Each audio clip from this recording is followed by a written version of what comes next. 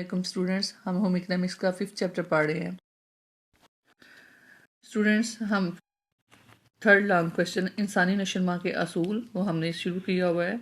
इससे पहले मैं आपको इसको शुरू से लेकर इसका सेकंड पॉइंट नशोनुमा एक तरतीब बार सिलसिला है यहाँ तक पढ़ा चुकी हूँ।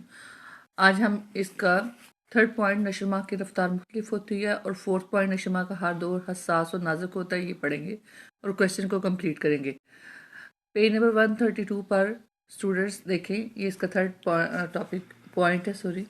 नशोनुमा की रफ्तार मुख्तलिफ होती है। हर बच्चे की नशोनुमा की रफ्तार और रोज़मर्रा के अफ़ाल की कारकर्दगी उनकी रफ्तार भी जुदा जुदा होती है। रोज़मर्रा के अफ़ाल की कारकर्दगी यानी रोज़मर्रा बच्चे जो काम करते हैं उनको जल्द कर लेना या फिर देर से करना, ये भी हर बच्चे की अलग अलग होती हैं। मिसाल के तौर पर चंद बच्चों के कदोकामत जल्द बढ़ जाते हैं, जबकि चंद बच्चे कुछ सालों के बाद इनके बराबर होते हैं। इसका इन्हसार कई अवामल पर होता है, मसलन वरासत, ग़िज़ा, बीमारी, वर्जिश की कमी या फिर उज़वियाती या जिस्मानी नकाइस वगैरह, जिसकी बिना पर कुछ बच्चों की नशोनुमा सुस्त हो जाती है।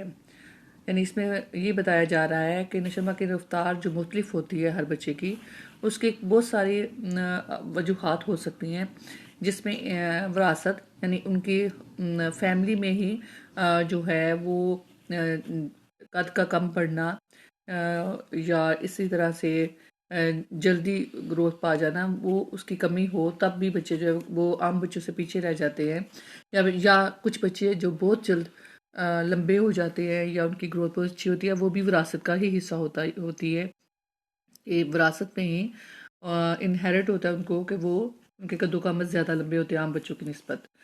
या फिर ये हो सकता है कि उनकी ग़िज़ा मुनासिब ना हो, कोई बीमारी हो बच्चे को, या वर्जिश की कमी यानी बच्चे खेल कूद में हिस्सा ना लेते हों, तो उसकी वजह से भी बच्चे आम बच्चों से नशोनुमा की रफ्तार जो उनकी वो सुस्त हो जाती हैं।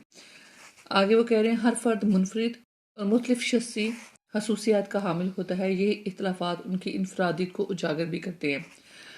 अल्लाह ताला ने हर इंसान को दूसरे इंसान से मुख्तलिफ पैदा किया है। उसमें हर इंसान के कदोकामत, शक्ल सूरत, ना सिर्फ ये कि शक्ल सूरत कदोकामत बल्कि सोचने का अंदाज़, उनकी जहनी जो मेयार है, यानी वो बहुत ज़्यादा ज़हीन, फ़तीन, मुनासिब जहनी तौर पर बच्चे की कारकर्दगी, ये सब कुछ हर बच्चा एक दूसरे से इस लिहाज से मुख्तलिफ होता है। उसको इनफरादी इख्तलाफात कहा जाता है। यहाँ पर उन्होंने इनफरादी इख्तलाफात जिन्स के मुताबिक कद में इजाफा, यानी इनफरादी इख्तलाफात तो बहुत सारे होते हैं, जैसे कि मैंने पहले भी आपको कहा कि इनफरादी इख्तलाफात में कदोकामत में भी फ़र्क आ जाता है। उसमें शक्ल सूरत, रंग, ज़ुबान, उसमें आपकी सोचने का अंदाज़, आपका रहन सहन, हर तरह से इंसान एक दूसरे से मुख्तलिफ है। तो यहाँ पर जो उन्होंने ये जो बताया हुआ है, ये कद में इजाफा जो होता है उसके लिहाज से इनफरादी इख्तलाफ बताया हुआ है। इसमें उन्होंने 8 से 18 साल के बारे में बताया हुआ है कि लड़के और लड़कियां कदोकामत के लिहाज से क्या फ़र्क होता है। जैसे कि यहाँ पर जो लड़कियां हैं वो 12 साल की उम्र, 12 से 14 साल की उम्र के दरमियान लड़कों से ज़्यादा बड़ी और लंबी नज़र आती है, जबकि लड़के बाद में जब 14 से 16 साल की उम्र के दरमियान पहुँचते हैं तो वो लड़कों की निस्बत लड़कियों की निस्बत ज़्यादा बड़े नज़र आते हैं। आगे हम इसका 4th पॉइंट स्टार्ट करेंगे। इस क्वेश्चन का लास्ट पॉइंट नशोनुमा का हर दौर हसास और नाजुक होता है। पेज नंबर 133 पर साइंसी तहकीक के मुताबिक ज़िंदगी के कुछ अदवार ज़्यादा हसास और नाजुक होते हैं। फ्राइड ने साबित किया, फ्राइड एक मुफक्कर है, वो क्या साबित करता है, वो कहता है कि बचपन में ही मालूम हो जाता है कि बच्चा बड़ा होकर क्या बनेगा। इसके बारे में आप ने बड़ों से सुना होगा कि अगर कोई बच्चा जो है वो दूसरे बच्चों को पढ़ाता है, तो आप ये वैसे एक मिसाल दे रही हूँ, इसका कोई लाजमी नहीं है कि वो सच हो जाए। कि अगर बच्चा कुछ बच्चों को पढ़ाता है बिठाकर तो कहा जाता है ये टीचर बनेगा। अगर बच्चा जो है वो छोटी उम्र में ऐसे औजारों को पसंद करता है जो कि डॉक्टरी के शोबे से है, तो वो उसको इस्तेमाल करता है, शौक, तो कहा जाता है ये डॉक्टर बनेगा। अगर कोई बच्चा गाड़ियों के साथ है तो इंजीनियर बनेगा। लेकिन ये लाजमी नहीं है कि इस पर ही ऐसा हो।